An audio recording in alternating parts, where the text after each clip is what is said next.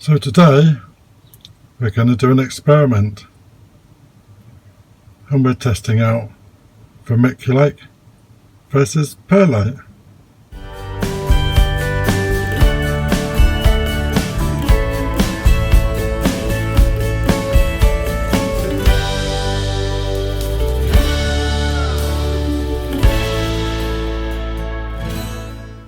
So we have got our pots, and the left hand ones is 100% Vermiculite, and then the next one is 50% Vermiculite, 50% general compost, and then the white pots is 100% Perlite, and then the next one to that is 50% Perlite, 50% general compost, and right on the end we've got 100% compost. So we're going to say which grows best.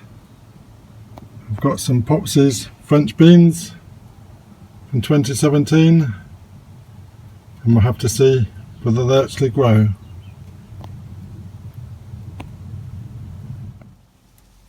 So what is Perlite? Perlite is lightweight, easy to handle, clean, and has no odour. It has a pH of 6.6 to 7.5. So the life of a bag of Perlite begins as volcanic glass, but not any type of volcanic glass.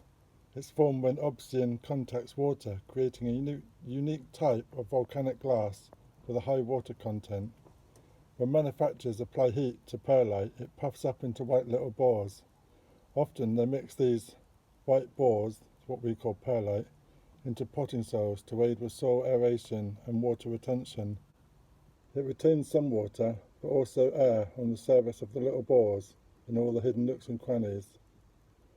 Perlite is a good choice when you have plants in your garden that require soil to dry out completely between watering. For example, if you're growing cactus or succulents, Perlite is a great addition to the soil.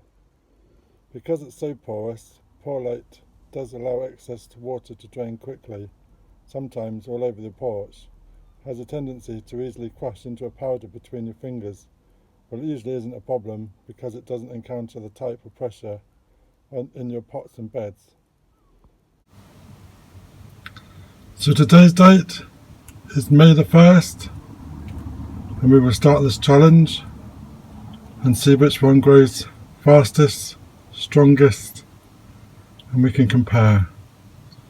So the top two rows are Popsy's beans, and as a backup, the bottom row along here is Blowhide, which is a red bean.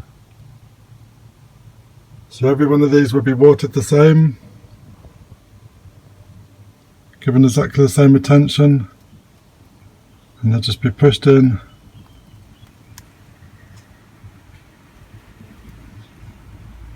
as so.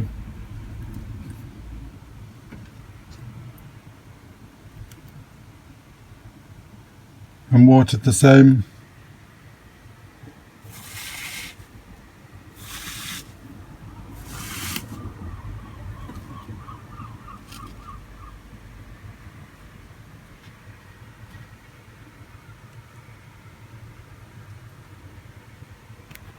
There we go. So let's come back in a little while and we'll see how they've done.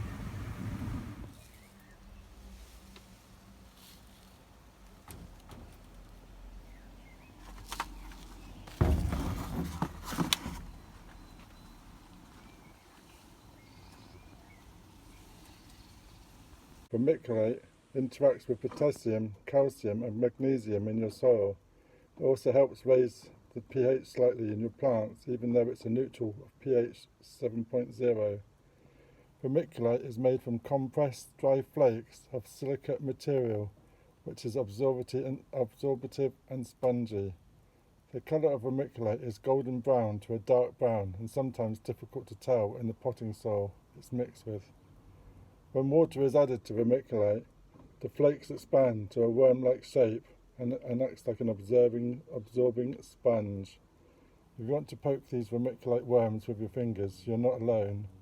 Vermiculite is best used for plants that require soil to stay damp and not dry out. For plants that love water, using vermiculite or mixing a healthy scoop of it into your potting soil is the way to go.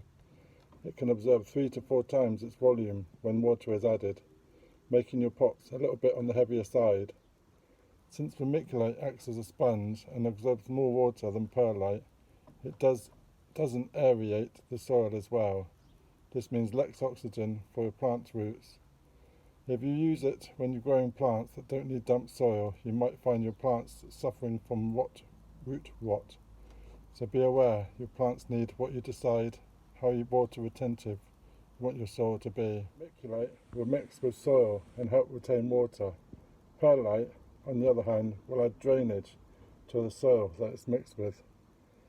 Vermiculite finds its way into many seed starting systems. It both protects seedlings from fungus, so that often ruins seed starting, and helps retain water in the tiny pods that the seeds start in. When perlite can be used with seedlings, it's better used when you move your seedlings into separate pots for additional drainage. So this is the final example, where we've got 100% vermiculite, 50% vermiculite and compost, 100% perlite, 50% perlite and 100% compost. These are all going to be watered the same, in the same place, same temperature, and we shall follow the progress. So today we visit to check, and then we are on the 10th of May, and as you can see, not much has happened, but there has been a little sighting in the 100% vermiculite, and also one more sighting in the 50% vermiculite. So far, nothing else in any of the others. So we will watch with more interest, and we will come back again another day. So today we return, and it's the 13th of May, and during the night we have a bit more progress. So we have 2 on the 100% compost, 1 on the 50% vermiculite come up overnight, and we've still got the 2 come up on the vermiculite and the 50% vermiculite. So at the moment they're all pretty much even. More progress on the 20th of May. So today is the 1st of June, and this is the results. So these have been in for 1 month, and we can see that there's not a great difference. Just maybe took a bit longer on some of them. The perlite 100%, one's not appeared at all, and one's got eaten, so that can't be helped. So today is June the 10th, and what have we learned? Well, we can see that you can grow in 100% vermiculite and 100% perlite, and also with vermiculite the plants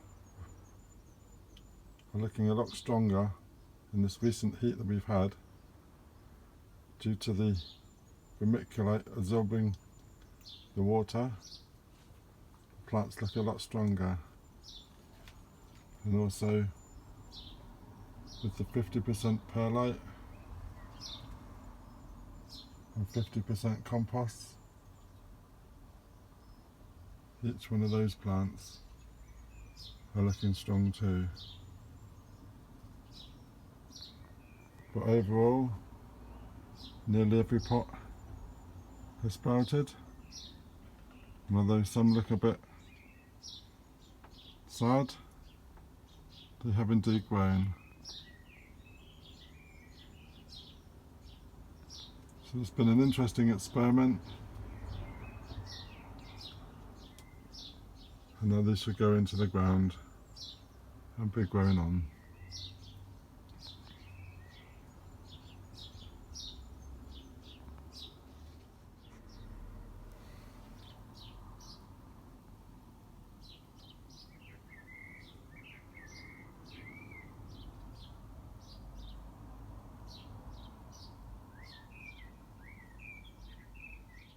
So thank you for watching, and I hope we've learned a little bit about Perlite and Vermiculite.